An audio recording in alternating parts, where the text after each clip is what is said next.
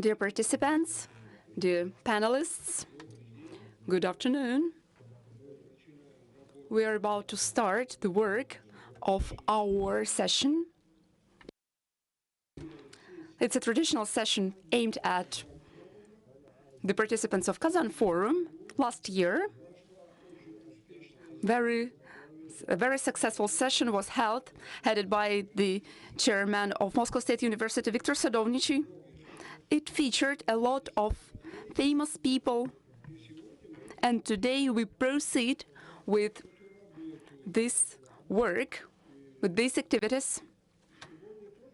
And our today's participants are also very interesting. First and foremost, I am Ramazan Abdulatifov. I'm PhD in philosophy, professor. I used to be a university chancellor and the head of the department at university, to name a few. And over the past 5 years, I've been the permanent representative of the Organization of Islamic Cooperation in Russia. And we paid special attention to collaboration in the field of education. And obviously, the beacon for our work was Tatarstan. It was Kazan Forum, actually. Therefore, I would like to pass the floor to Ayrat Gatiyatov, who is the Deputy Minister of Science and Higher Education of the Russian Federation. And I believe that he will be the keynote speaker because he is aware of all the information available.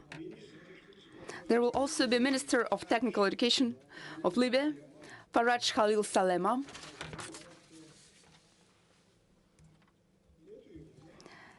He hasn't attended us yet, but we are waiting for him. He will join us soon. That's for good. Yelena Shmilova is also our speaker. She's the chairperson of the board of the Federal Territory Sirius and the head of the Talent and Success Foundation. And she's a truly gifted person. Basically, she's one of the masterminds of our forum, and the Central of Sirius is headed by the president, and she has also contributed to that. And when I was the head of the Republic, she helped to create some hubs and centers for talented children in the Republic of Dagestan, and her influence is widespread across Russia. Therefore, today, Helena is not just an outstanding personality. She is responsible for the entire territory called Sirius, which is in charge of educational curricula. And I believe that when it comes to our today's sessions, what we are going to pay attention to is educational progress. And we'll also focus on restoration of appropriate educational milieu in Russia and Muslim countries. It is of prime importance. I cannot see Muhammad Iqbal Chudhari. He will join us online. He is an outstanding scientist of Pakistan. We've built very good relationship with him. Last year, he attended us at the session. He delivered a speech. He is our good proponent. And I'm also eager to introduce Rifkat Minihanov, who is the president of the Academy of Sciences of the Republic of Tatarstan. He is also an eminent scientist and science organizer of the Russian Federation. He is also one of our keynote speakers.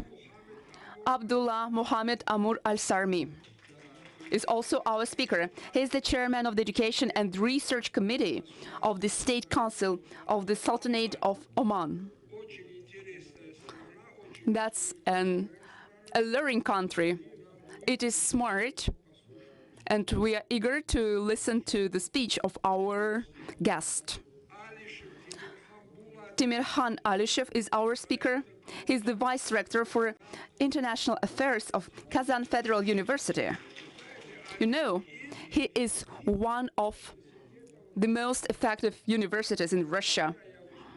I delivered a speech there the day before yesterday at the Russian Forum. And Kazan Federal University is an initiator of many directions. When I was the member of the Organization for Islamic Cooperation, we used to discuss different issues of Arab East of Africa, and we found reverberance in the Kazan Federal University because it's a very important agency of the Russian Federation. Mohammed Sharif is the Science and Technology Advisor, and he is the representative of the Islamic World Education, Scientific and Cultural Organization. It's called ISESCO. And it is also a pivotal topic. Abdul Malik gave the speech. He's the CEO of ISESCO, and thanks to Mr. Minihanov and the Group for Strategic Vision for inviting ISESCO representatives to Kazan Forum. It's not the first time. This agency is fundamental. I've been there. I had a meeting with the CEO, and they have a lot of enthralling programs. Unfortunately, over the past 5 years, although we have agreed that upon, I haven't managed to invite the ministers of the Ministry of Culture and the Ministry of Education to the active work of with ISESCO. We have been discussing Russian Islamic cooperation for many years, but we still have this European stereotype of mistrust. It is still entrenched in us, but we should withdraw from that. We are an independent country. We have our long-standing history of cooperation with Islamic countries, and we should promote this history. Abdullah Motamedi is the president of Alamet Tabadba University. He's from Iran. Iran is our partnership country. This country is truly good, and they are very smart and decorous and interesting from the historical standpoint. These people are literally courageous. A lot of sanctions were imposed on our country, and as for Iran, it has been exposed to sanctions for 50 years, and now Iran has the best pharmacology. Many scientific fields are also being promoted. Don't complain of sanctions. It's necessary to cooperate with Iran and to learn how to survive under these conditions.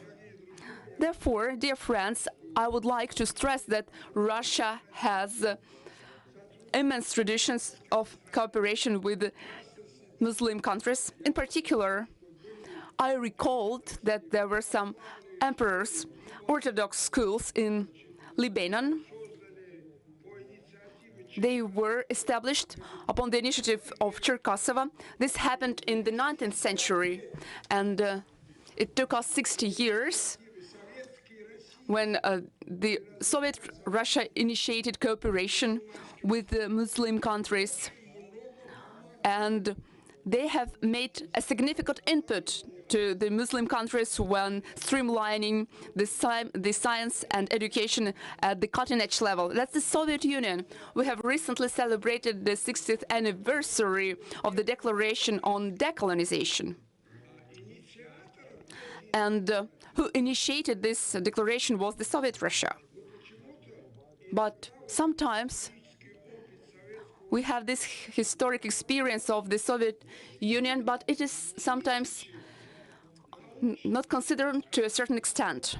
But there were thousands of scientific manpower, teachers and educations who were trained with the help of the Soviet Union in multiple countries. 240 large industrial enterprises were constructed thanks to Soviet Russia in Africa and the Muslim countries. And all these issues shouldn't be forgotten and ignored. And given the modern conditions, it is the deputy minister who is responsible to declare that. Now we are getting back to this level. We're talking about 100,000 students from Muslim countries. Approximately 90,000 students study thanks to the means of the governmental budget. These issues are of prime importance, and the president of the Russian Federation accentuates that. Maybe you watched the press conference in Beijing yesterday, and the president addressed that. it is truly necessary to cooperate with the People's Republic of China, with all these countries, Iran. People's Republic of China are actively working with respect to education in multiple countries, as well as with respect to science. Therefore, I'm eager to reiterate one single thing to conclude my word of remarks. Given the current conditions, the world is divided into the traditional and non-traditional one. And I find a different wording for that. We have a need for a world for basic needs and the world of counter-intuitive needs. Our world is segregated. Therefore, the educational system cannot exist outside the cultural and civilizational features. This especially is attributable to Russia. You remember Vladimir Putin once first said in the beginning of 2000 that Russia is a civilizational state. It's not a colony. It's an independent state. It's a particular civilization. And hence, we should consider that. And last but not least, I'm willing to draw your attention to the fact that I've missed some points. In accordance with our customs, everything should be on the first page. And as for the Tatar traditions, you should also take a look at the second page. Vakar Al-Shamar is the director of the Center of Humanitarian Research in Qatar. We are eager to welcome you, and in the end, we will sign the agreements between the university, Iran, and Islamic organization called ISESCO. And to concur, I truly relish the words I've recently come across. Education may be primary. It may suffice, but education should be superior. What we need is tertiary and secondary education, and we pay attention to bringing people and developing the system of education. Thus, I am now finalizing my speech. Sorry for delaying you, and now we are eager to give the floor to you for this specific presentation. Dear Ramazan, dear colleagues, dear friends, let us greet all of you in Kazan. It's my home city. I was born in Kazan. I graduated from Kazan Federal University, and that's the pride for me. It has always been my alma mater. I'm truly grateful to my esteemed colleagues who helped our ministry to bring together these members of the representatives and representatives of the educational and scientific branch. And on behalf of the Minister of Higher Education and Science, Valery Falkov, let me welcome all of you and dwell upon the work conducted by the Ministry of Higher Education of Russia when it comes to providing high quality of higher education and pinpoint focus priorities of higher education when it comes to interaction in the OIC countries. Annually, the topicality of the forum is very relevant, and the topic of our today's discussion is not an exception. Multipolar system of international relations is actively being formed. It's an irreversible process. We do witness it, and it is objective. Here, there are the words of our President Vladimir Putin, and they accurately reflect the new world order. Given the global changes, the multipolar model is superseding the model of the bipolar world, and the world order theory has given way to the new scenario. And we are primarily guided by general political university documents of our country. And one of them is the concept of humanitarian policy of the Russian Federation abroad and foreign policy of the Russian Federation. They accentuate the important role of international institutions and unifying our efforts in humanitarian cooperation, and that's also about multilateral diplomacy while addressing the global challenges. And the vector of development of our specialized work is based on the Memorandum of Understanding between the Ministry of Education and Science of Russia and the Organization of Islamic Cooperation in the field of science and higher education. At the same time, the document pays special attention to the issues of enhancing research potential and facilitating the exchange of students. We have already covered that today, but let me remind you that nowadays the system of higher education, the Russian Federation, involves over 355,000 foreign students.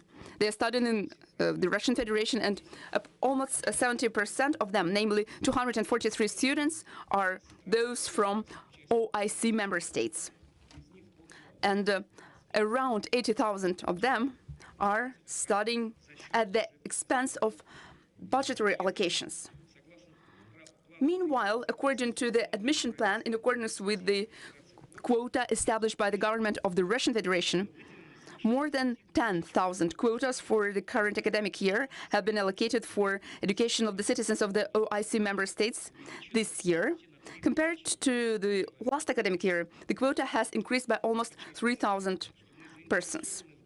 I would like to emphasize that we are concerned with further augmentation of these indicators. It's worth mentioning that in compliance with the decree of the President of the Russian Federation, the Ministry of the Russian Federation, Ministry of Higher Education of the Russian Federation set the following goal. By year 2030, it is planned to reach the mark of 500,000 foreign students who will study in the Russian scientific and educational organizations. That is why we understand that cooperation with OSCE countries underpins the implementation of this decree. Our distinguished colleagues, when it comes to the Russian Federation, a special priority is given to the development of infrastructural base.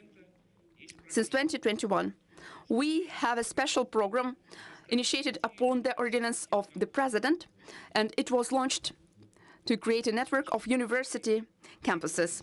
These university campuses are intended to establish a new type infrastructure for deployment of advanced educational and scientific projects, taking into account the country's spatial development. These steps will reinforce the interaction between the educational system, science, and the real sector of the economy. Let me highlight that 17 campuses of the global level have already been shortlisted, and their realization is underway, and it varies. Yelena Shmilova is also present here, and a landmark facility for us is the Sirius campus. We hope that we'll manage to design all of our facilities this year, and over the next 3 years, we're going to finalize our construction. It is believed to be the pearl. This Sirius territory will be a pearl. It will be a logical, gradual progress role model. That's one of the campuses we have established jointly with the colleagues from other ministries and agencies. You may just listen to the figures. Now, these 17 figures amount to almost 2.5 million square meters of area. It is over 65,000 students. They reside and study there, and by 2030, it is planned to create a network of 25 modern campuses. All the corresponding financial funds have already been allocated for that. And several months ago, the President of the Russian Federation set the following goal. By 2036, there will be a total of 40 campuses. There will be new marks on the map of the Russian Federation. Nowadays, when it comes to the projects which I have outlined, the total investment amounts to almost 1.5 trillion rubles. These large sums are invested in building the infrastructure of higher education and science, and we are eager to jointly use it with our foreign students and to interact with the different governments and states in accordance with diverse programs. And now I'm going to address them. Apart from infrastructural projects, we have a large-scale federal project on establishing state-of-the-art engineering schools. It is a unique project of advanced training of engineering personnel, which takes into account the industry demands. The creation of advanced engineering schools is fulfilled in close cooperation with specialized high-tech companies, which are the main customers of the research and development which the students are promoting. Nowadays, the project involves over 160 industrial partners and 50 higher schools. They are backed in the form of grants for creation and development of engineering schools. Total funding of the project until 2030 will constitute 33 billion rubles. It is over $350 million. And 100 technical universities of our country will be conducive to this project. And we would like to express our readiness to share our experience while implementing large-scale projects in this scientific and educational field. Thus, on the 2nd of May this year, during the visit of the Russian delegation to Tashkent, the President of the Republic of Uzbekistan, Shavkat Mirziyoyev, supported the Russian initiative to establish an advanced engineering school on the basis of a branch of our Mrs. University in Almalik. Distinguished colleagues, the demand of the labor market, given the challenges of our era, has also become a crucial factor for ameliorating the higher education system in Russia. We have got down to the system in close cohesion. Given the opinion of expert community, we intend to apply a flexible approach and the principle of continuity in such a sensitive area. At the first stage, the new system has been tested in 6 higher schools that are participating in the pilot project to alter the levels and the stages of professional education. I would like to note that despite the planned transformation, we fully comply with the interests of students, including the foreigners. The current changes will primarily rest on the quality of education, and we are aspiring to enhance it. We understand that the quality of education and the kind of indicator of confidence in national educational systems have the intergovernmental agreements on the recognition of qualifications. Currently, the Russian Federation is party to 73 bilateral agreements on mutual recognition of education qualifications and degrees. 25 agreements are enforced with OIC member states.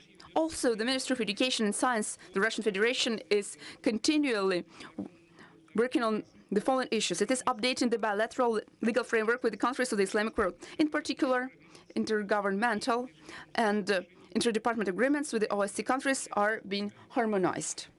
It's Bangladesh, Malaysia, Morocco, Pakistan, Saudi Arabia, UAE, Oman, and Egypt.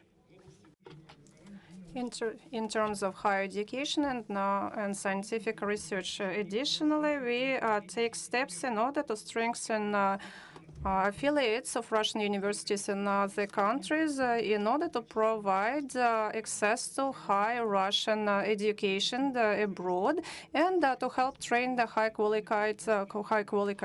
qualified specialists. For example, at the end of the 2022, St. Petersburg University and Kazan Federal Universities founded the affiliates in Egypt. At the end of fall of 2023, there was the building for affiliates. Universities have been completed. Affiliate of St. Petersburg University brought together 365,000 students when 385 students joined our affiliate in the Department of Medicine and Pharmacology. That's a great example of our international cooperation and development of affiliates chain abroad. At the end of my speech, I would like to say that Kazan Federal Forum is a great opportunity to strengthen cooperation between Russia and Islamic countries. Thank you very much for your attention. Thank you very much. I wrote Renatovich a very detailed report, and very important one.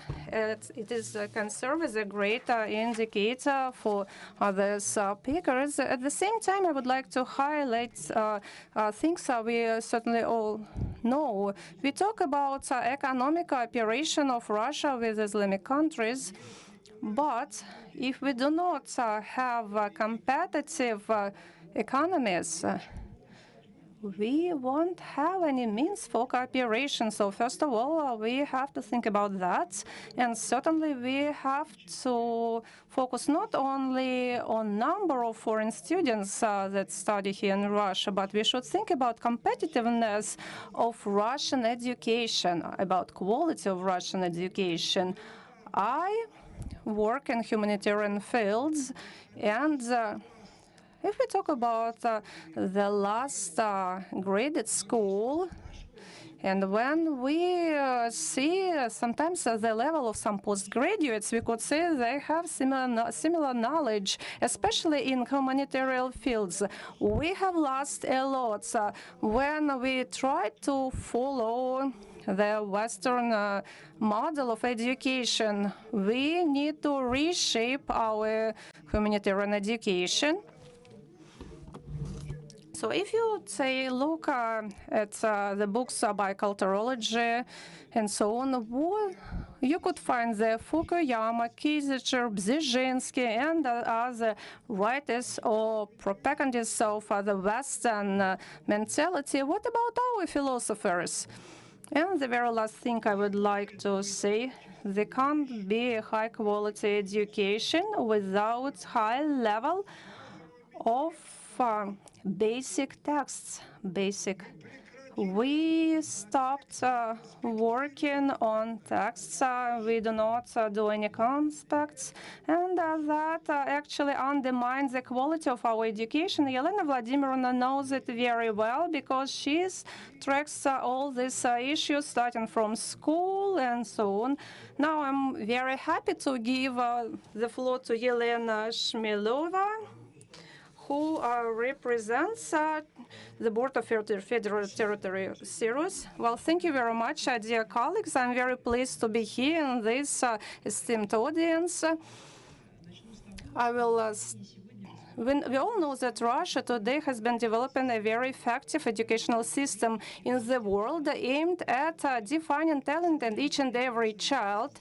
And establishing this system was defined by Vladimir Putin. Just recently, 1 week ago, there have been published a decree by Mr. Putin, where one of the key priorities to achieve the national goals was defined as supporting the gifts and talents of young children and students that should cover for 100% of the young population. So 100% of our children will be supported by this degree.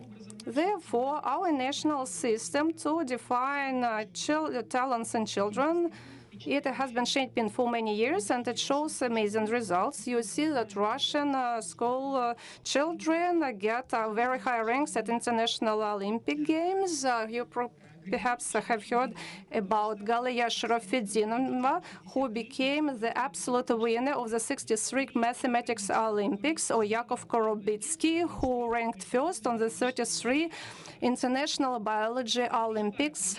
These are the only two examples of serious graduates at the school that I represent, and I will be talking about our work later. On these slides, you can see that results of the Russian school children are very high. This is a legacy of the Soviet school, but with the establishment of a series and participation in international contests, this stability actually got even more stable, if I could say so, and such success have been proved by the efficacy of our educational system and high level of education in Russia. Without teachers, of course, it's not possible to achieve such great results, and without methodological guidelines, it's not possible to achieve it easy. Let me tell you about the key fundamentals of our education. So first of all, I should talk about Olympics for children, which gives a chance to each and every child to define their talents. These Olympics are held by the Educational Center Sirius, which is the main center in Russia to define talents in the Russian children. We offer monthly intensive programs that last 24 days in the directions of field of science, sport, and so first of all, we focus on the exact, on mathematics, physics, and so on, where we have very strong traditions. At the same time, Sirius today is not just an educational center for school children. Today, it's a unique complex, a unique ecosystem that brings together technological university, presidential school, cultural and concert halls, and many other venues. So, Scientific Technological University has been established to hold research by priority directions in order to boost progress in Russia, to support scientific startups, to train students by their best programs. University implements in Russia the unique and experimental educational programs that could be implemented only in the federal area. I'm talking in particular about specializing in high biosecurity that is available to children with high strengths at school. So the presidential school series is a school that uses the best educational practices. That this school is the great example for school education. It is supported by the President of Russia, and it helps to shape new standards of education for the whole country. It also has online platform, online school called Serious Courses. We also hold all Russian contest big challenges. We hold it for the last 6 years. We also hold the contest for musicians, all Russia music festivals, and also programs of smart tourism. So it has, and these programs are available to each and every guest of the federal territory. So in other words, we are talking about ecosystem that helps to define and boost talents of young people. And each and every child can have a chance to implement their talents and start implementing their ideas and their aspirations. The activity of series is aimed to achieve national goals approved by President of Russia, and it is linked to the strategy of the scientific and technological development of Russia, developing cultural programs and other national priorities. And in order to help children to choose the proper direction for themselves, we hold a number of events. We call it scientific citizenship. So Sirius, thanks to the use of the best practices in educational field, became the main pillar of helping to define talents in young people. Vladimir Putin gave Sirius the status of National Methodological Center for supporting Russian talents. Sirius has not only such significant results, can boast such significant results, but we do understand the huge responsibility that bears on our shoulders. So we provide methodological support to schools associated with our partners, coordinating the activities of federal centers that work by the model established by Sirius. Our mission is to improve quality and accessibility of education throughout Russia and creating opportunities that help each and every child to implement their talents. In 2015, the educational method that was approved in Sirius is based on the possibility to engage the best teachers, the best professors that help children to achieve even higher results, to take part in international Olympics, and to achieve even more. Gifted children are taught by professors from the Moscow State University, Kazan State University, all the universities that have been included in the strategy of scientific and technological development. So we work all together as a team, and all educational programs have been approved by profile councils that brought together experts of international level, and we do expertise of educational program, and we develop such programs. So, in other words, a strategic approach. And one of the great examples is our context of big challenges of scientific and technological challenges, where we help children to find jobs, to start their careers. Our qualification program is recognized throughout of Russia.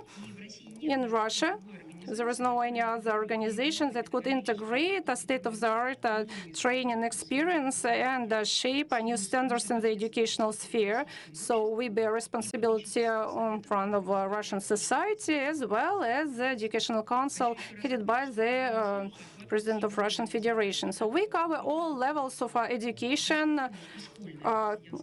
graduate and postgraduate education, school education, college education, intern education, and so on and so forth.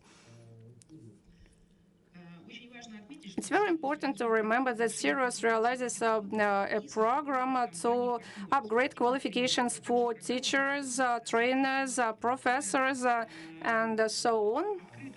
That is, and this program is open to each and every applicant, for those who are ready to work with school children in the same manner we used to work in the Soviet time. We have 30 programs for smart tourists, and this is a very unique, massive approach. A great environment that is shaped by series. We offer a number of excursions, psychological paths, master classes, and the Gazprom, Neft, Rosagro, and other large corporations take part in shaping this program. And many, many other organizations join it with amazing cultural heritage, so they cooperate with Sirius in order to shape the morale of our young children. So they help to shape the expertise of educational programs that will be offered to our further students. We have defined the common educational spheres, Olympic heritage and new infrastructure, sports arenas, new campuses, concert halls, carbon-free campus. That's what we aimed at, and musical hall. All that helps to boost talents in young people and shaping the space of the national level. So we do everything we can do in order to implement the best talents, the best ideas of young people from all over Russia. Graduates from Sirius School continue to work in various spheres thanks to the support and additional educational programs we hold for them. Dear colleagues, dear friends, last year Sirius started to develop international cooperation. Our experience was of high interest for many international partners, so we support a school in Vietnam. We are building an educational center in Tajikistan, Belarus, and some other countries. Also, we are in negotiations with Arabic Emirates and some other countries. We also hold mutual contests with our international partners, and one of our international contests will be on climate change and environmental issues. We also support to shape programs for many international schools. We will be looking forward to cooperating with you in future. Russian system of defined talents is open for cooperation. We are sure that together we can achieve even more. So here there is a QR code with my email. I will be happy to discuss any possible ways to cooperate. Thank you very much. Thank you very much. I would like to pay attention our dear friends, what talented and smart women we have here in Russia. And the second thing, Yelena Shmelova, together with support of the Russian president, managed to ship a high-quality product ready for export. It is very important for Islamic world. So Mohammed Sharif, I would like to say that ISESCO could act as an initiator to widespread this unique experience in all Muslim countries. So if you could sign a mutual agreement with Syria, that could be a 10-year-old project. And ISESCO, by its nature, is aimed to widespread state-of-the-art experience in all Muslim countries. And I think it could be a great opportunity for all of us to share best practices, best experience. And I have offered a few times, why don't we establish a center of patriotic and traditional values on the territory of Syria? That's actually goes in line with the values of Syria. And now I would like to give the floor to Mr. Rifkat Mininhanov, President of the Academy of Science of the Republic of Tatarstan, and he goes to the tribune. So the floor is yours, dear Rifkat. I've been wearing this military insignia for 44 years. Distinguished guests of our forum, dear friends, the presentation is ready. Our academy is one of the largest and effectively functioning multidisciplinary scientific and educational institutions or centers. The next slide, please. I would like to ask you to flick through that, please. Don't delay.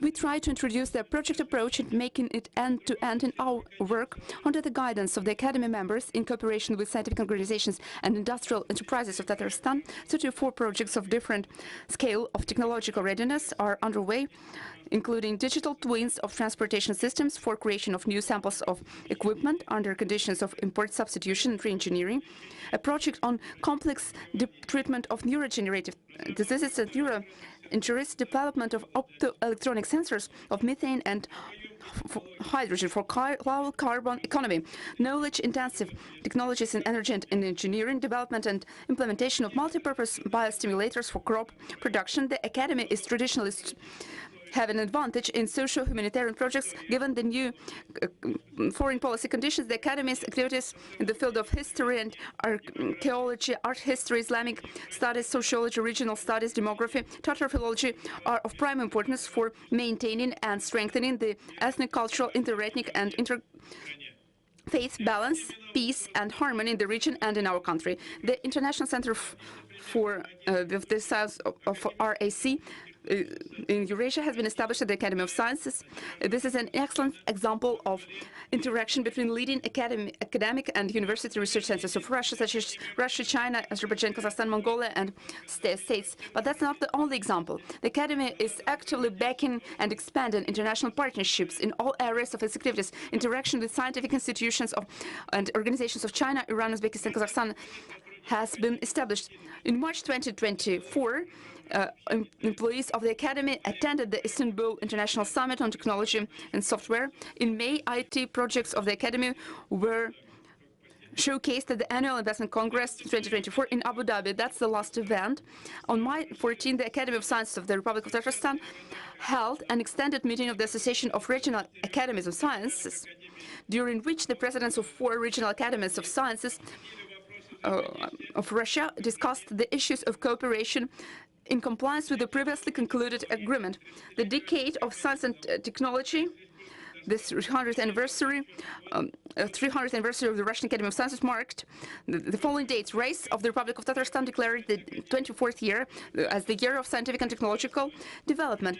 In the year of this development, R&D development, with the active participation of the Academy, we started to create a common space including both federal and regional contours and transparent and understandable for all participants ecosystem with agreed upon long-term scientific, technological and scientific educational agenda. Cooperation with the Islamic world has been one of the most important vectors of our foreign policy, and one of the ways to establish this cooperation is Islamic banking development in the Republic. The Academy of Sciences is a member of the Supervisory Board of the Investment and Venture Fund of the Republic of Tatarstan.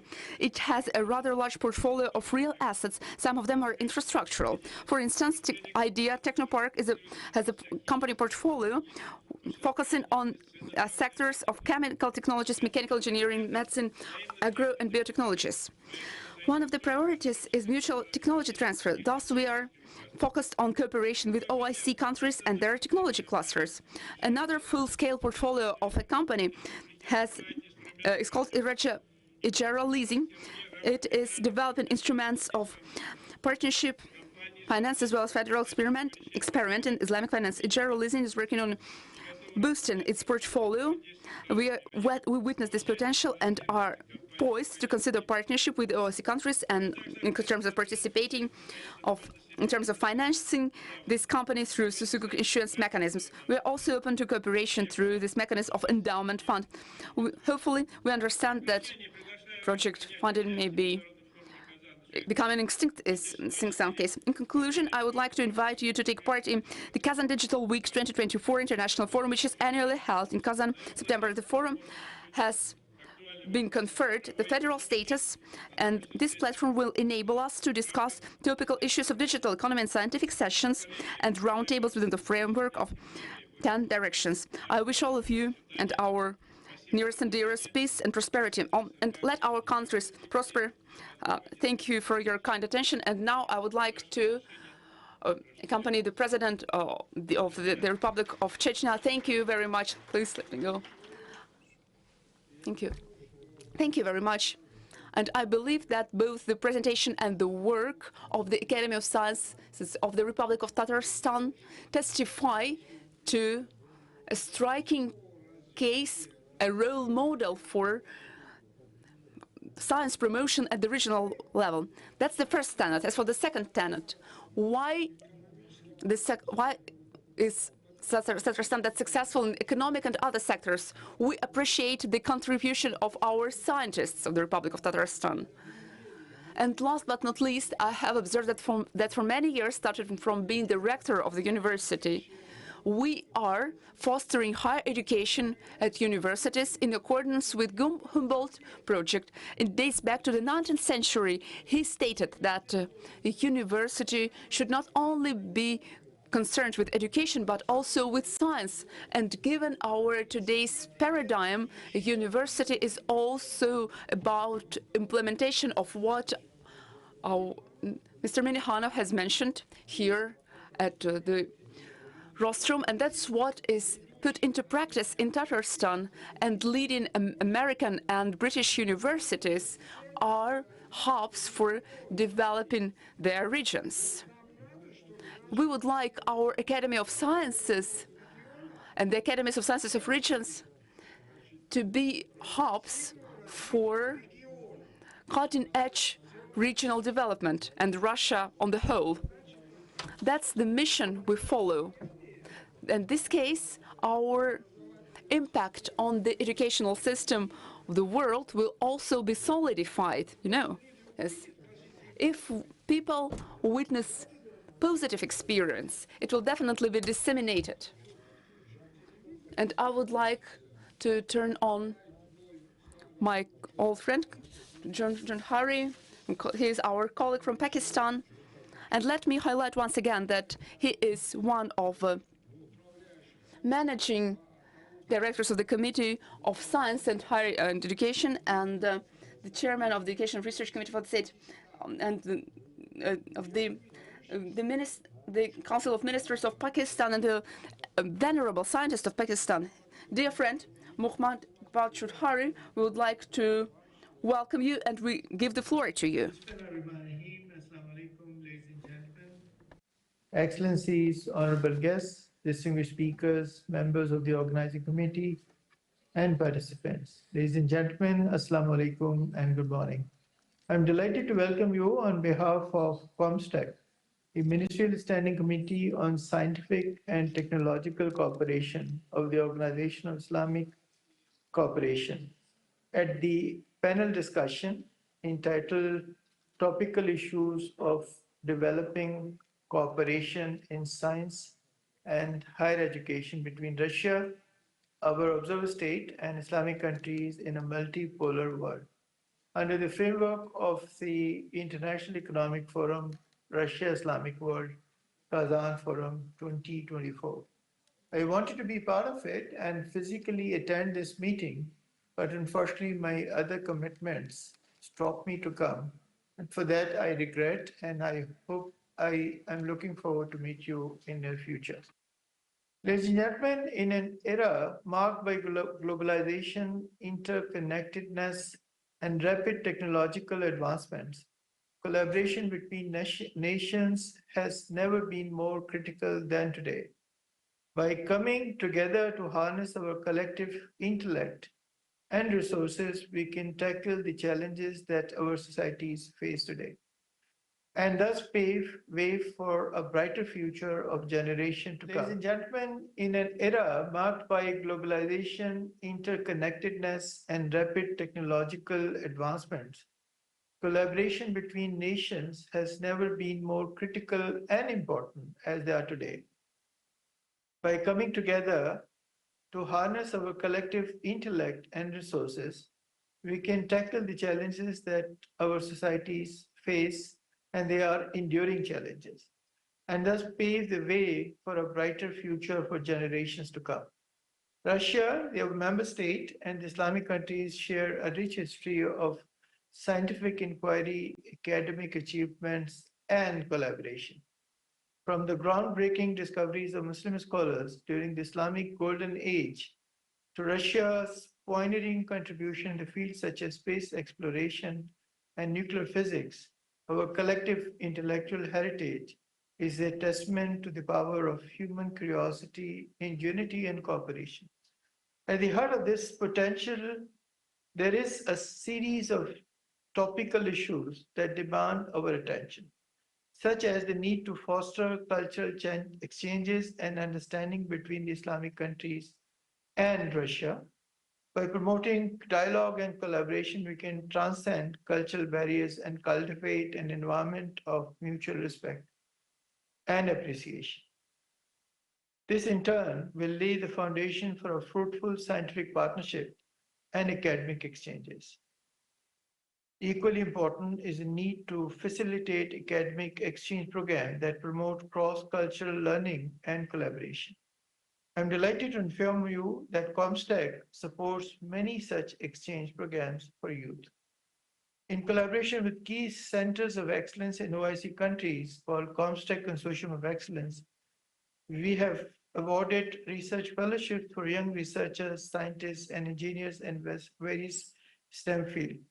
ComStack has over 700 fellowships annually, and many of them are centered around the emerging technologies for the youth. We have support program for women scientists, researchers in least developed countries, as well as researchers who live in conflict zones. We also focused on Muslim minorities in non-OIC countries.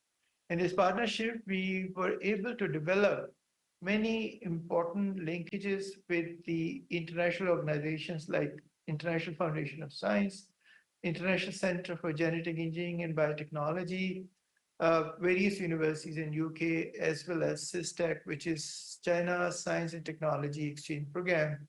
And under these programs, we were able to bring the global partner for the global good, as well as for the promotion of science and technology in the Muslim world. Most importantly, we have announced 5,000 scholarships for Palestinian students and scholars, fully И я хочу сказать, что более 5000 студентов из Пакистана получили специальные стипендии. and workshops. It has also carried out a large number of exhibitions and workshops for the advancement of technologies. Comsec is also the custodian of OIC technology portal. These are indeed the efforts to prepare the next generation of scientists and engineers in OIC region and observer states, and therefore to meet the challenges of future and enduring threat that humanity face today, and therefore to meet the challenges of future and enduring threats that humanity face today. Of course, realizing the full potential of cooperation in science and technology, as well as in higher education, between the member state, of course, realizing the full potential of cooperation in science and higher education between the observer state Russia and Islamic countries will require concerted effort on a multiple fronts. We must work to align our policies, promote diplomatic engagements, and establish joint funding mechanism to support collaborative initiatives.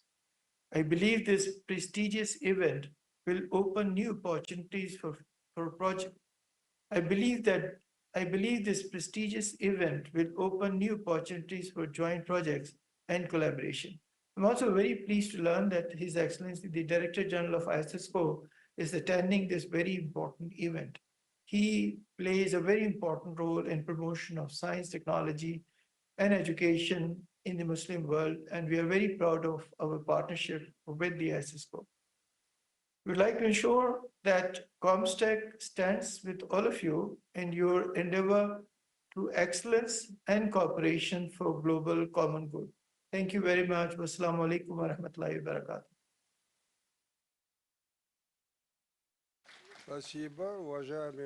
Well, thank you very much, dear friend, dear brother. We have to move on and continue our cooperation. We have started together with Rospatent, the Kazan Federal University, Academy of Science, Russia, and therefore, perhaps next year we should plan a presentation of the programs of our committee here at this Kazan forum and invite Chaudhary together with colleagues so that they could show the immense amount of work that has been done by the Committee of the Development of Science and Technologies of Muslim countries. I believe this is a very important work. Now I would like to give a floor to Abdullah Muhammad Abdul Mas from Sultanate Oman. The floor is yours, Mr. Al-Sarmi.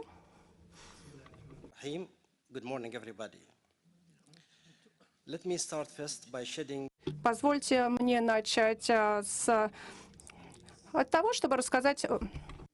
In 2004, the year I was appointed as the Undersecretary for the Minister of Higher Education, then Minister of Higher Education, Scientific Research and Innovation now, one of my many portfolios was to look after Omani students studying abroad. It was interesting to know that we had about 10 Omani students in different Russian universities at that time. However, it wasn't before 2010 when I had the first visit to Russia. During that visit, I had the chance to visit several universities in Moscow, Volgograd, and St. Petersburg. The visit opened the door. The visit opened the door to have Russia as a new destination for our government scholarships. In short, I fell in love with this country from the first encounter. The topic that I'm going to discuss with you is about higher education in Oman, trying to highlight the challenges that we went through and lessons that could be learned. Oman is a country with 309,000 square kilometers and a population of about 5 million, out of which about 2 million expatriates. The higher education in Oman consists of 2 public universities and 9 private universities. In addition, there are 7 government and 17 private colleges that offer university degrees. Besides, there are two scholarships programs where students get selected based on their prior learning achievement and sent to pursue their studies in Ivy League university abroad or in local private higher education institutions. Currently, there are over 160,000 Omani students enrolled in higher education in and outside Oman. To respond to the increasingly high social demand for higher education and the limited number of public higher education institutions, the government encouraged public-private partnerships, where the private sector established private universities and colleges with generous government support that included, but not limited to, free land from the government, money grant up to 3 million Omani riyals, which is equal to 7.8 US dollars, and paid scholarships from the government. Thanks to such incentives, 8 private universities and 17 colleges were established. Measures to address quality were taken seriously by the government, especially at the early stage of establishment. Private universities and colleges were obliged by law to have academic affiliation with foreign universities. This affiliation included hosting foreign programs, academic review of the locally developed programs, and quality assurance of the delivery of the programs. At a later stage of the rapidly developed higher education, the need for a local quality assurance agency was obvious. It was 2005 when the first Accreditation Council was established. In 2010, it was named Omani Academic Accreditation Authority, OAAA. The focus of OAAA was to disseminate of quality culture and accreditation of institutions and their programs. The name and the scope of the work of OAAA was again amended in 2020. The Oman Authority for Academic Accreditation and Quality Assurance of Education, as it is called now, is also responsible now for monitoring of school education. As outlined in Oman Vision 2040, the Omani government is focusing on aligning higher education with the demand of a knowledge-driven economy. This strategic vision emphasizes economic diversification away from oil dependency, enhancing the role of private sector involvement in education, and ensuring that educational outcomes meet labor markets' demand. Such initiatives had positive impact on Oman's ranking in the Global Innovation Index 2023, with 10 ranks compared to 2022, to score 69 globally. Its rank in the innovation output was 65, with 9 ranks improvement from 2022. However, its rank in the innovation input was 78, 3 ranks less than 2022. Oman was ranked the second in the world in the percentage of graduates in engineering and related technologies out of the total graduates. Moreover, higher education in Oman is undergoing significant challenges to address both long-standing and emerging challenges while aiming to capitalize on potential opportunities. Below are some key challenges and strategies responses in place to address them, with the hope that certain takeaways can be underlined. Number one, quality and relevance of education. One of the critical challenges is ensuring that the higher education system provide quality education that is aligned with the needs of rapidly changing global economy. The Omani job market is small and is unable to absorb the growing number of graduates every year. That is why unemployment is worrying, as it takes graduates more than 2 years to be employed. The National Education Strategy 2040 guides efforts to modernize the educational system, focusing on students' enrollment, quality assurance, and the integration of research and development into the curriculum. Number 2, research and development, R&D. Increasing the output of R&D is essential for fostering innovation. The aim is that Oman to be among the top 20 countries in the Global Innovation Index by the year 2040. Although Oman's rank improved in the overall Innovation Index and the innovation output as mentioned above, its rank in the innovation input lessened by 3 ranks. The Ministry of Higher Education, Research and Innovation is promoting R&D through initiatives like Innovation Park Muscat and collaboration with private sector like Omantel and Petroleum Development of Oman, PDO. The establishment of platforms like EJAD is another example of collaboration that fosters partnership between academic and industry for research and development. Such collaborations have proven effective in aligning educational outcomes with market needs and enhancing the innovation ecosystem. These partnerships aim to transform academic research into market-ready products, thus enhancing the linkages between higher education and industry needs. Number 3, funding and infrastructure.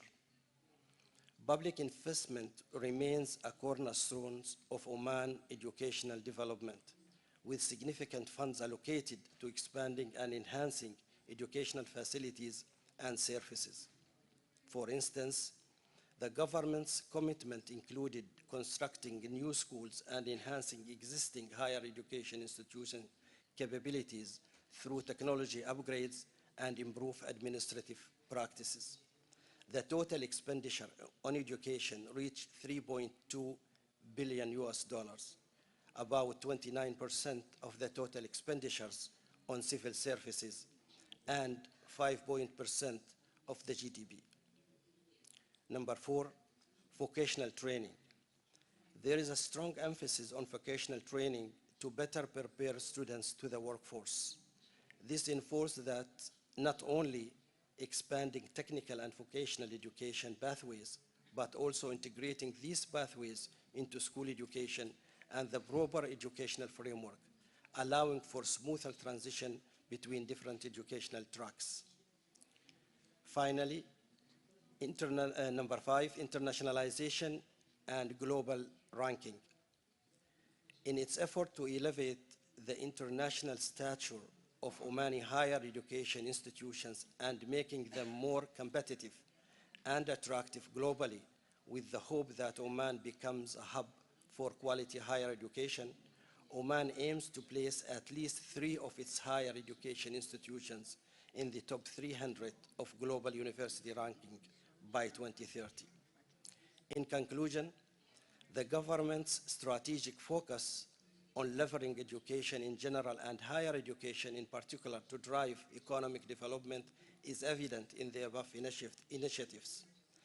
These efforts are not just about overcoming current challenges, but also geared towards making Oman's higher education system robust enough to meet future economic and social demands. Moreover, they reflect a comprehensive approach to reform higher education, focusing on quality, alignment with the future job markets, cultural integrity, and sustainability. I am sure that some of the challenges mentioned above are universal, and each country has made successful efforts to overcome them, and we are here to learn from each other's experiences. Thank you for listening, and I will be happy to listen to your comments and questions later on. Thank you very much. Спасибо. Спасибо.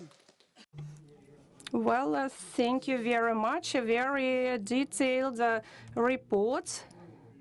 Thank you very much. Again, I'm convinced that Oman is a highly intellectual country, and it is amazing to see that you have, yes, as your second ranked in preparing technical and engineers employees. So this is amazing. I can see that Soviet higher educational school was actually focusing on preparing technical and technological experts for many Islamic countries as well. You understand what I'm talking about, and we should not neglect that, because after the collapse of the USSR, we unfortunately undermined the qualification of our expertise, training of our experts. I used to be the head of Dagestan Republic, and when I was trying to find the reason why don't we have enough engineers for Kizlyar mechanical plant, for example, it turned out that during 1 year, only one student can pass a physics exam. Can you imagine? So in future, that plant could get only one expert, given that he was going to devote his life to physics. So if we do not pay attention to training and education of our further employees, starting from school, do you remember how it used to be? We had a special scientific institutions that worked together with young people, with school children. Why don't we use this experience today? Why don't we revive these precious traditions we used to have, and then we can make a step further? And again, I could say that we have a very friendly audience, and in the very future you will be able to ask questions so think what questions you have, because our experts would be happy to answer. I would like to give to Kazansko Federalnu. Yes. Timurhan Alishik, Vice Rector for Kazan Federal University. The floor is yours. Thank you very much, distinguished Ramazan. Arad, dear colleagues, dear guests. Now I would like to welcome you on behalf of the Rector of Kazan University, Mr. Safin. He is about to join us very soon. He is accompanying our guests now. He is now accompanying our excellencies right now. First and foremost, I would like to turn to my predecessor, from Oman, the chairman of the Education and the Research Committee of the State Council, and my emotions are absolutely positive regarding the educational system of Oman, higher education, and the attention paid by the universities. We have recently gone from the agenda.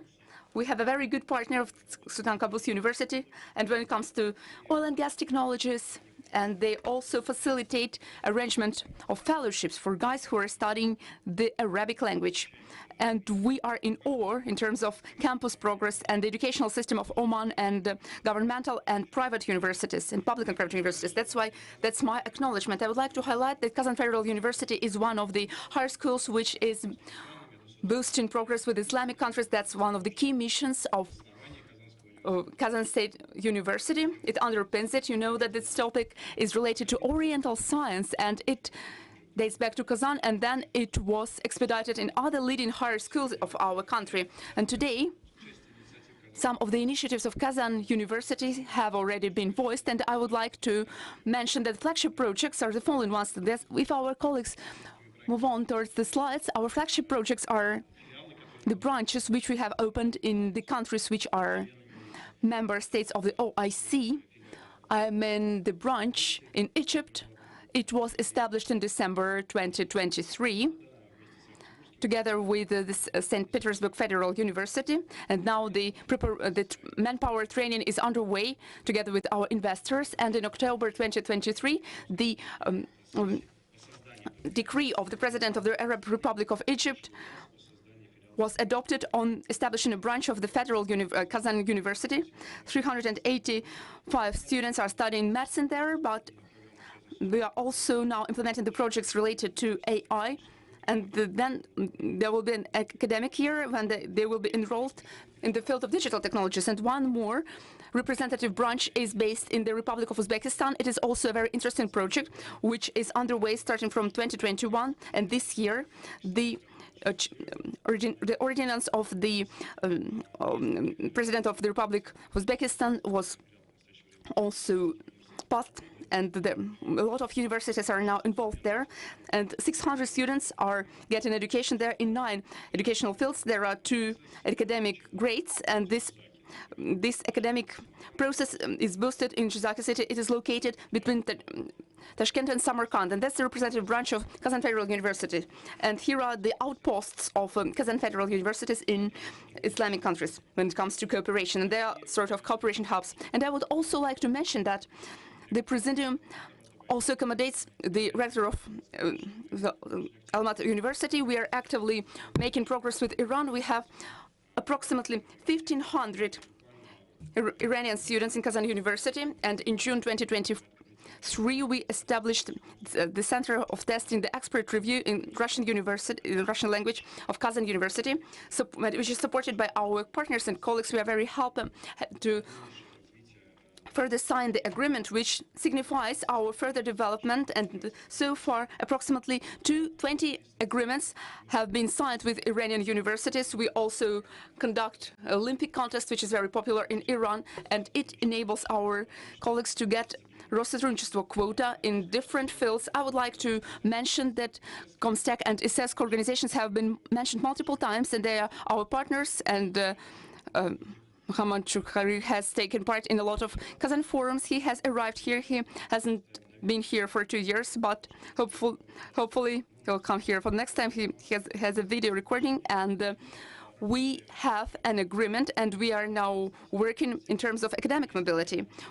All of us have several interesting programs sustaining academic mobility, including students, and the Kazan University is now accommodating to scientists. They are hosted within the framework of mobility program, which is sustained by Comstack. And today we are going to sign an extra agreement with Comstack and ISESCO, because the forum features one Comstack representative. It will be signed at the second session after lunchtime. That's the agreement on mobility. The travel grants are allocated by our colleagues for scientists who are eager to come to Russian universities. And it is a pleasure for me that the Ural Federal University is also joining our consortium, and I hope that we'll let other universities join, because since Russia is an observer country, it is allowed to use all these programs and to be part of all the programs which are implemented by CESCO, which is also actively facilitating our activity, and it is laudable.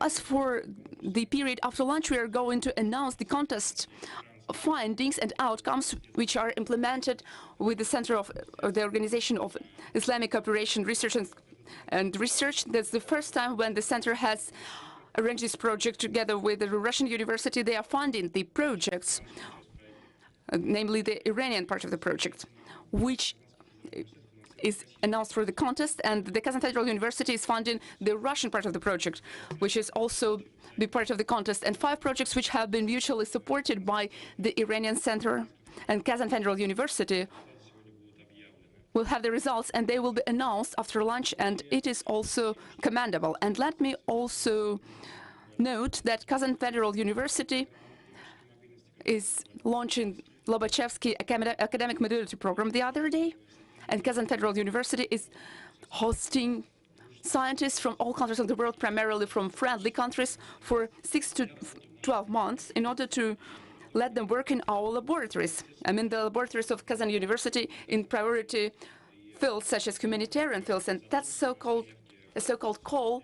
There is a request for applications, and we welcome the applications from higher schools, from the Islamic higher schools, which are OIC members, because we are going to refer our young scholars for publishing some joint works and conducting joint research. Now let me finalize. There is quite a number of projects which are implemented altogether. Our Kazan University now has 12.5 thousand foreign students, and 85% of them are representatives of OIC countries.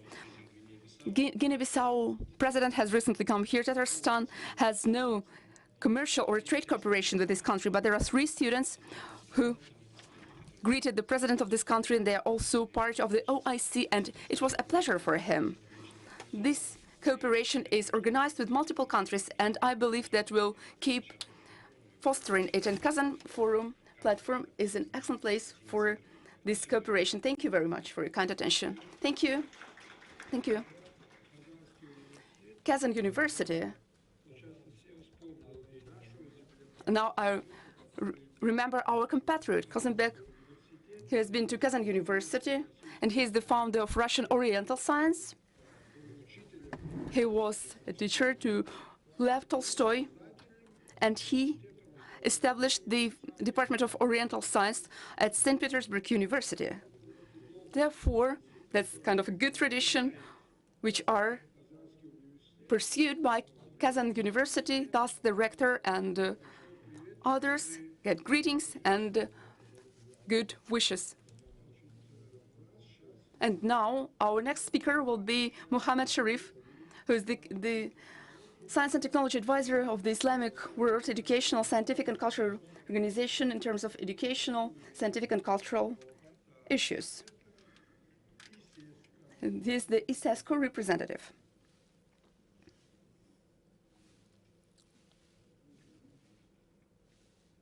Very good morning. Thank you very much for the acknowledgement and appreciation to ISESCO.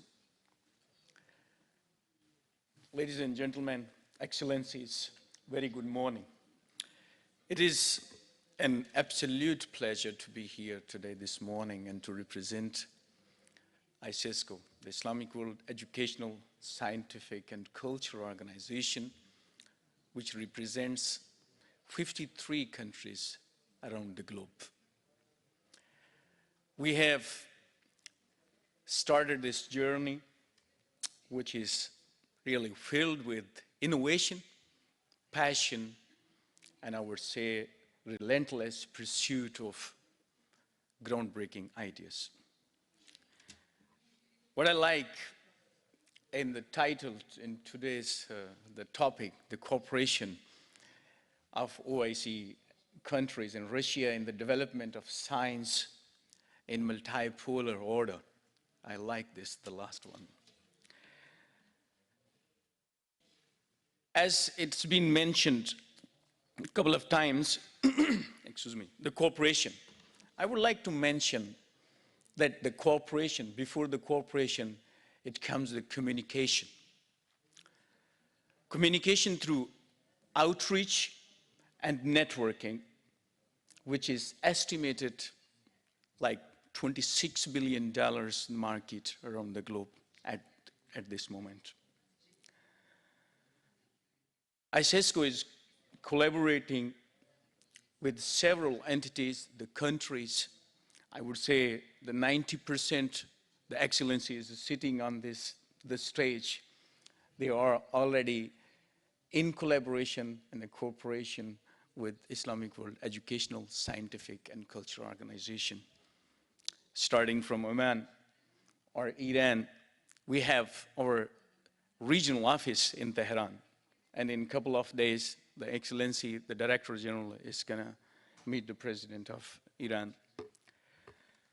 In Oman, we are going to have this year the Ministerial Education Ministers Conference in October. Established the 2 chairs on artificial intelligence, remote sensing in Sultan Qaboos University and Utah. Qatar, last year, we had the cultural ministers, the meeting. Saudi Arabia, we had the environmental ministers meeting. So in the cooperation, I would say ISESCO has a long history and it's full of the commitments. We are very much, excuse me, I'm just coming from, Mr. Temur, with the consortium and the MOU, we are very much agreed on the things which has been written, and they're going to sign this soon, today afternoon, hopefully. ISESCO started the several programs which I don't think that I can cover them all in the next 10 minutes. However, I will just give the few of the programs For example, entrepreneurship program, ISESCO accelerator program for 53 countries. 20 countries we have done this program with the different verticals, and 1,200 the young entrepreneurs and startups have been furnished with the knowledge of the small businesses, and they have been supported through the extensive programs in 20 countries. ISESCO started the food security initiative in Sahel region. Sahel is in Africa, is the 13 countries. Starting from Nigeria, Niger, and Benin. ISESCO also started the program, we call it WASH, the water and hygiene, the facilities for the rural schools in the Islamic world. Around 1,000 schools. The program was started a couple of years ago, and then it's a half the way through. Dear moderator, you mentioned to work with a project with CIRUS. We would be very much interested to see the potential collaboration and then see that how we can do in the future. We believe in 3 A's, I would say, is awareness, acceptance, and action. So at ISESCO, what we do, the awareness through symposias, seminars, the webinars, having the conferences, and acceptance is through the memorandum of understandings, agreements, etc. And then action is the activities, the capacity building. Our main concentration is to develop the workforce for tomorrow in different fields. For example, we started a program, Space Science Applications, the drone technologies used in smart agriculture and forestation. CAN-SAT model satellite trainings we started for all the member countries from the Morocco and going to Benin, Burkina Faso, and Turkey. So these are some salient the programs which ISESCO is working on. As I mentioned that the 90% sitting, the excellencies here on the stage, we are already in collaboration. Now, this shift should be from here to the audience. ISESCO is ready for that and very much committed to do that. Normally, I personally believe in bottom-up approach, but it can be the both way, bottom-up and top-down approach, so we should take it. These are a couple of thoughts which I wanted to share with you. Now I would give you just the 3 or 4 slides about ISESCO.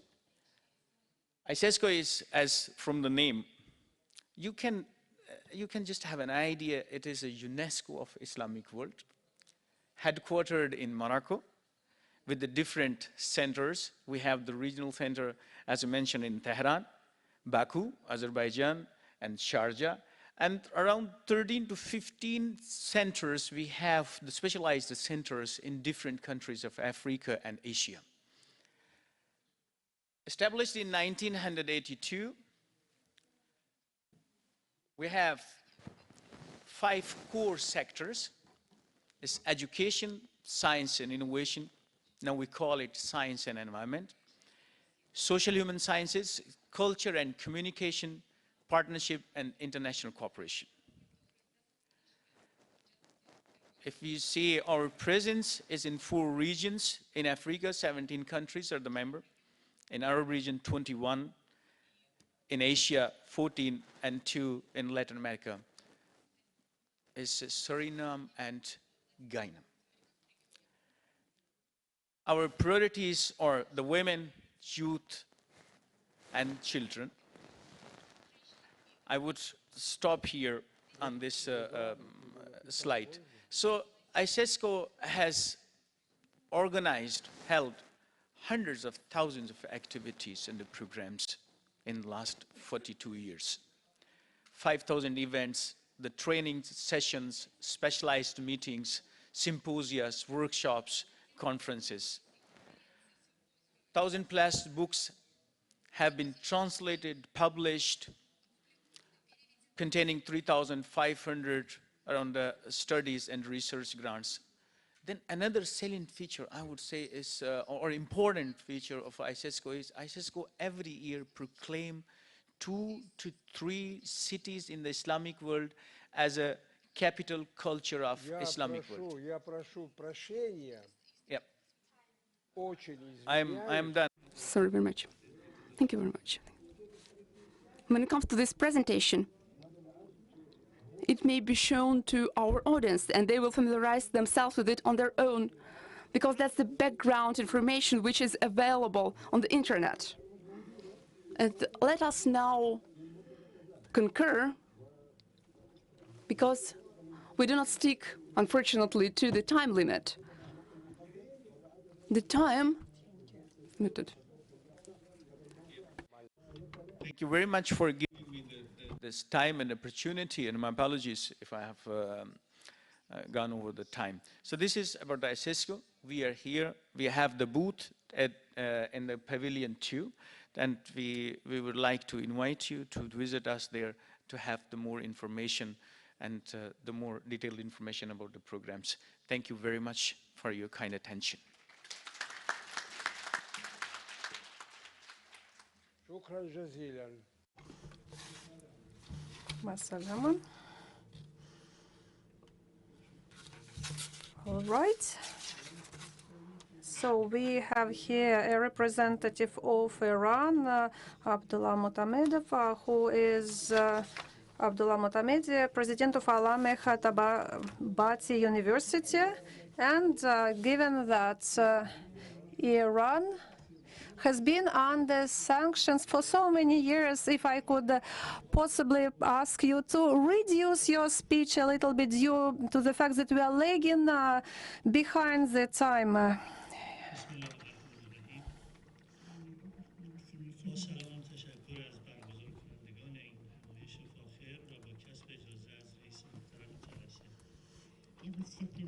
I'm very pleased to greet all of you, dear guests. I will start my speech.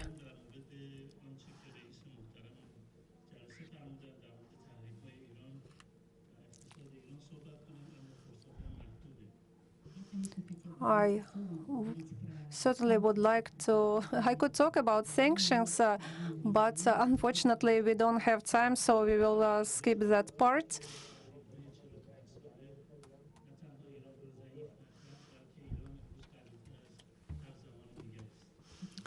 I would like also to see that within the last 45 years under the sanctions, Iran did not sink, did not drown, but instead we have strengthened our country and we focused on the progress.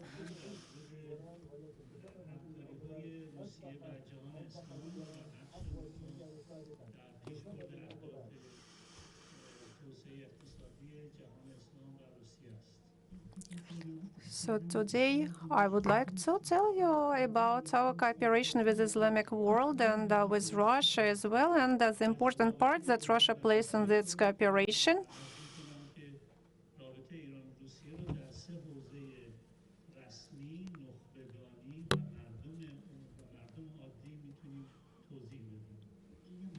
And first of all, I would like to say a few words about cooperation between Russia and Iran that are based on the 3 pillars you have seen on the previous slide.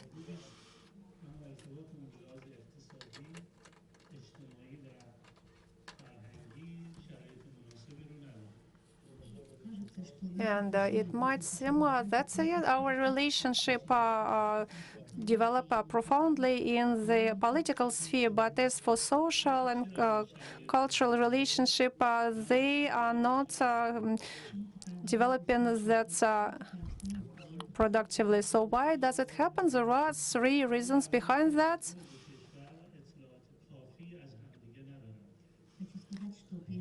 First of all, people in the 2 countries have insufficient knowledge of each other.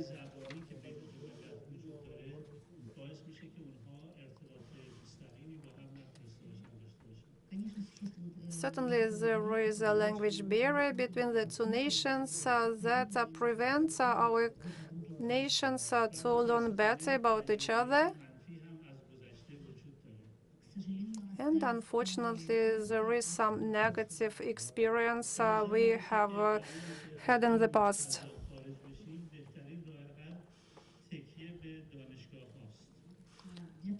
In order to improve that situation, to improve our cooperation, we could think about universities cooperation. Universities could play a very important role in bridging that gap.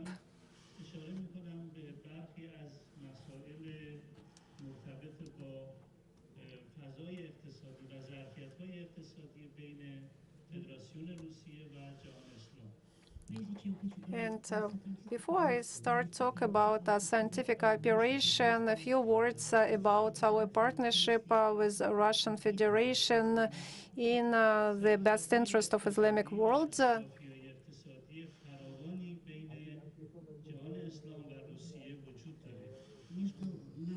Between our two countries and the Islamic world and Russia, there is a very huge potential for mutual cooperation.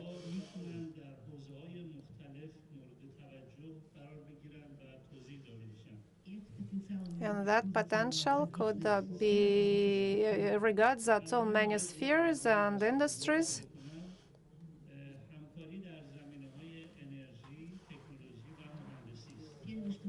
First of all, I'm talking about cooperation in the energy power field, exports, and other industries.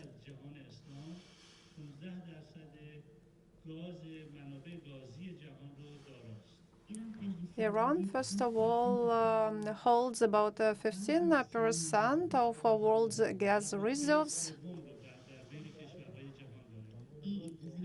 That ranks its third in gas among gas-rich countries. Iran also has about 10% of the world's oil reserves.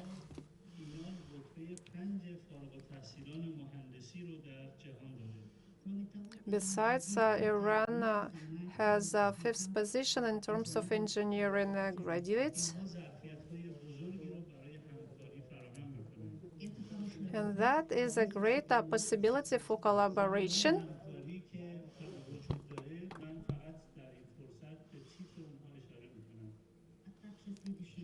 Another potential field is the following.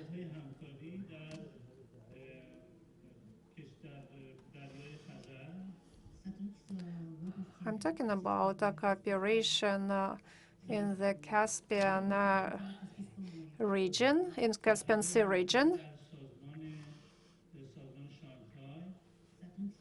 Cooperation within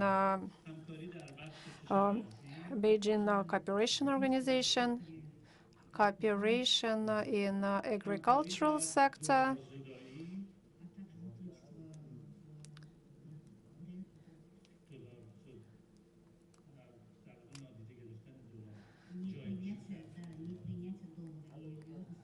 cooperation in without using American currency as the basis for economic activities. Iran, Russia, China at the moment are interested in using their own national currencies for bolstering economic growth. It's important to use BRICS as a great basis for further cooperation. And the fact that Iran joined BRICS recently will help to boost Northwestern Corridor activities. And certainly it gives a great chance to open trade where trade in countries with a population of more than 80 million people, as well as cooperation within transfer corridor, opportunity to use potential of cooperation in Eurasian Union.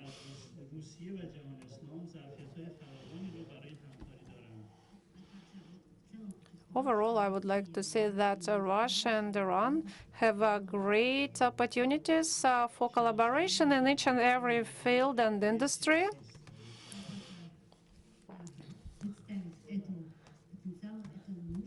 It is very important to highlight it in developing our further relationship.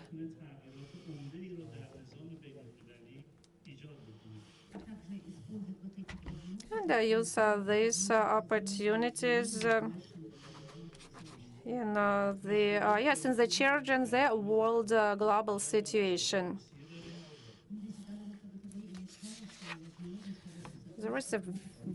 We have amazing experience in cooperating with Russian universities.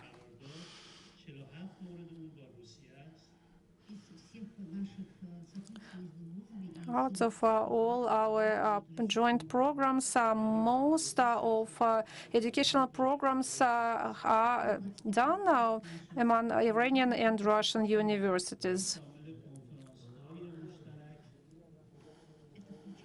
And I'm talking in particular in exchange student programs, holding mutual conferences, exhibitions.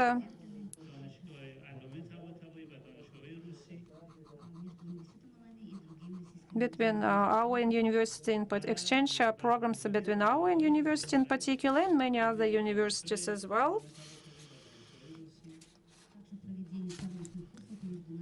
Holding mutual courses together with our university and other universities.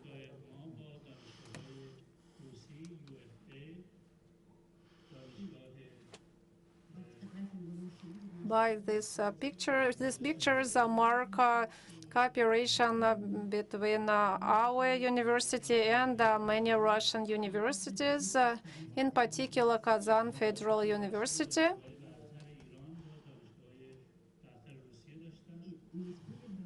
And within our negotiations with participation of representatives of Kazan state universities,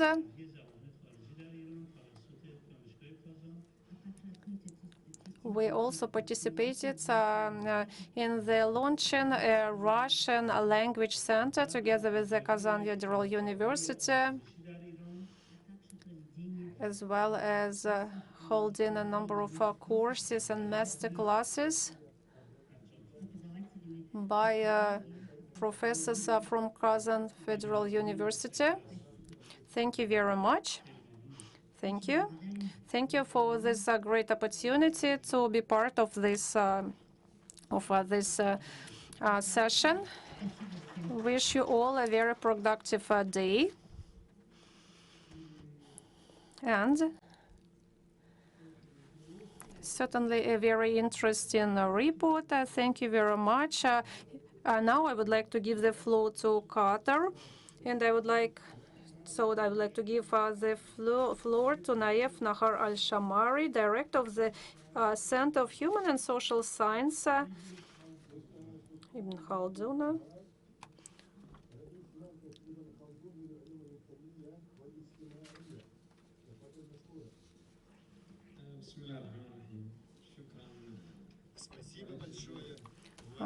Thank you very much, dear Mr. Abdullatipov. I will be talking in the Arabic language if nobody minds. After 10 speakers, it would be quite difficult to listen to me. I understand everybody's tired. In fact, I would like to tell you all speakers have been talking about collaboration between the Russian Federation and their countries in terms of developing higher education and science. I would like to say a few words. about this cooperation. When we talk about the fight of Western influence on the minds of our young people, certainly we should think about the quality of education. And if we talk about technological science and humanitarian science, they are very different indeed. Unlike humanitarian science, precise science can be used in a way they have been used, but what to do with humanitarian or social science? Unfortunately, today they do not play an impact that we have desired. If we go to Islamic world, if we go to Russian Federation, we hear that Western influence should be undermined. This is only a theory, but now we see that all modern universities use a Western system of education, because that is a product that the Western countries has given to us or has imposed to us. And when we talk to professors from Russian universities, we understand that it could be done in a different way. So why don't we use our own traditional way of education? Therefore, we cannot talk only about undermining the Western values. Globalization actually touched upon all our countries, and globalization in all the spheres, in educational sphere, in understanding what's going on, shall be the focus of our efforts. This should serve as a basis of what we should do. For example, the Russian Academy of Science, German Academy of Science, and so on, they all have the same approach. So when we talk about growing kids, about bringing up our children, the same values are shared globally, the same terms are being used. So terms, names, everything is quite the same. And I think, don't we understand that?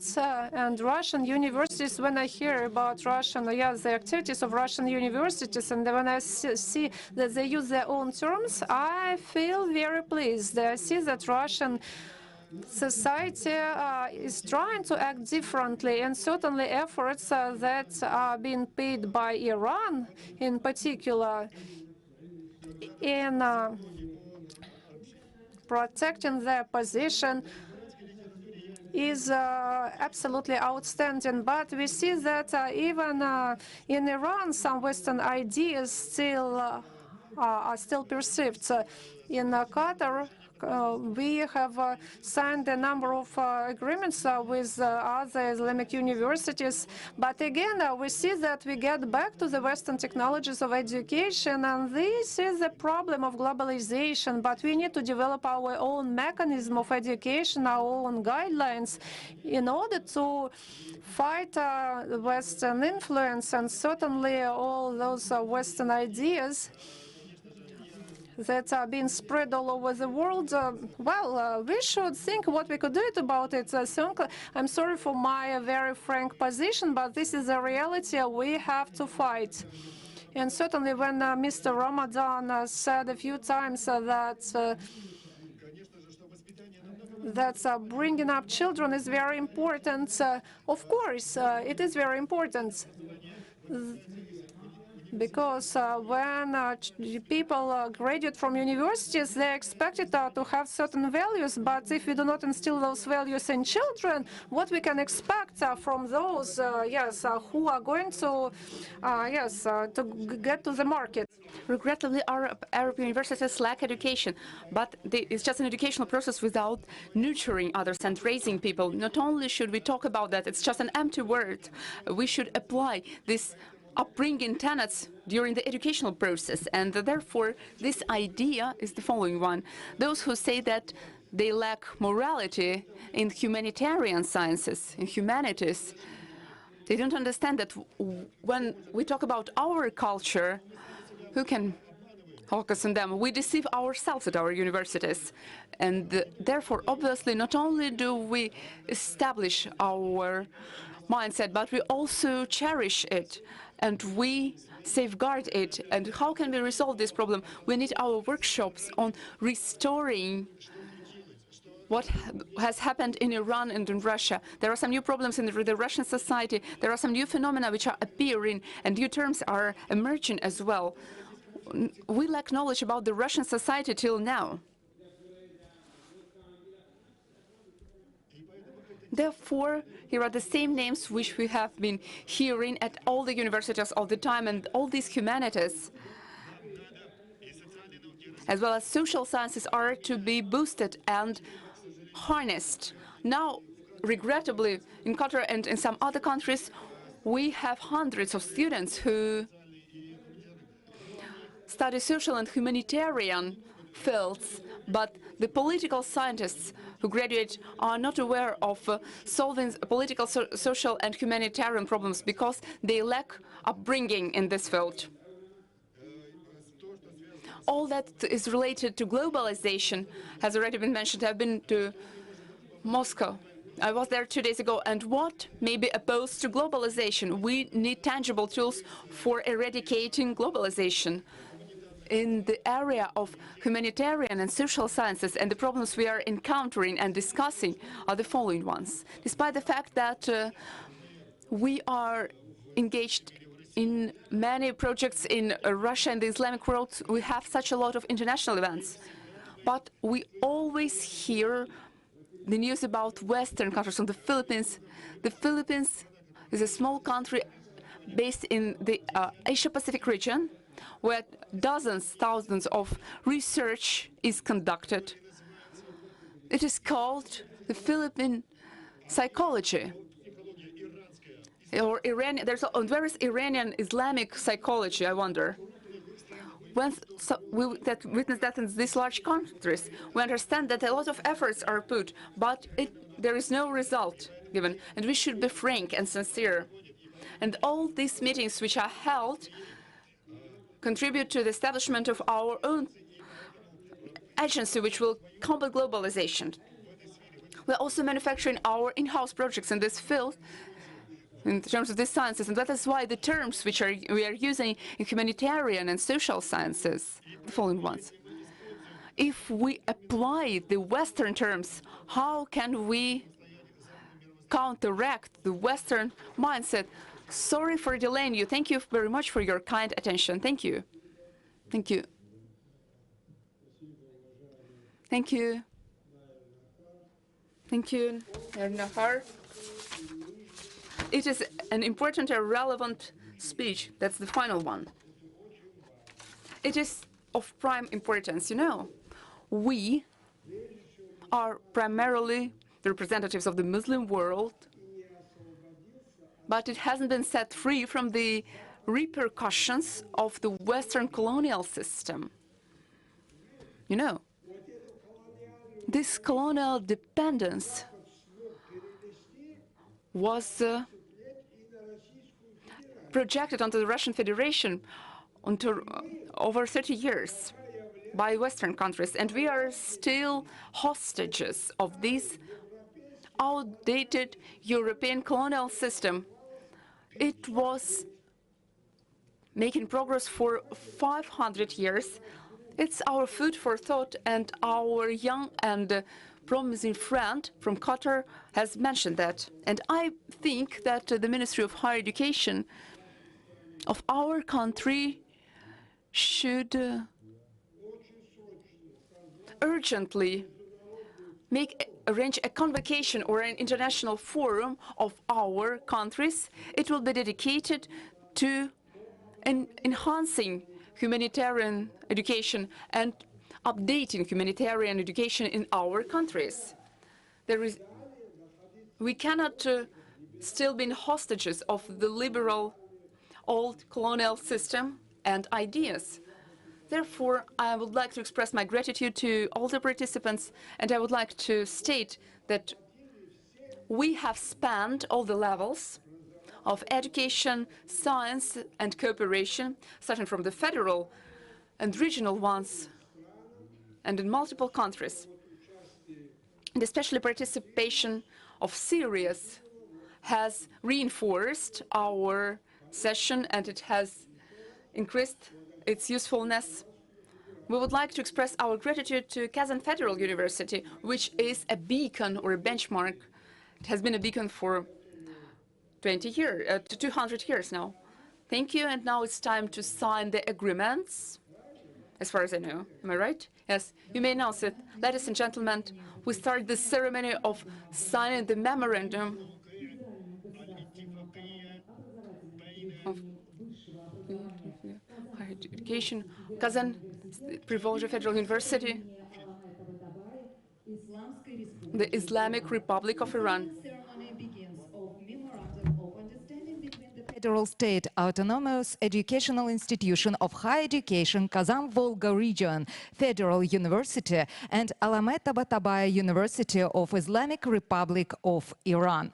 Подписывают Сафин Ленар Ринатович, ректор Казанского федерального университета, и Абдулла Матамиди, президент университета имени Аламет Табатабая. Signed by Lenar Safin, rector of the Kazan-Volga Region Federal University, and Abdullah Motamidi, president of the Alamet Tabatabai University.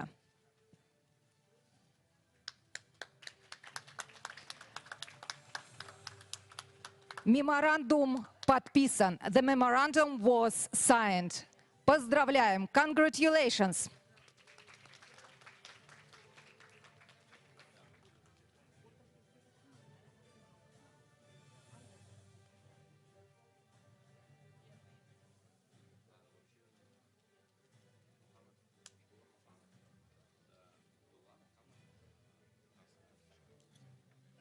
Церемония подписания завершена.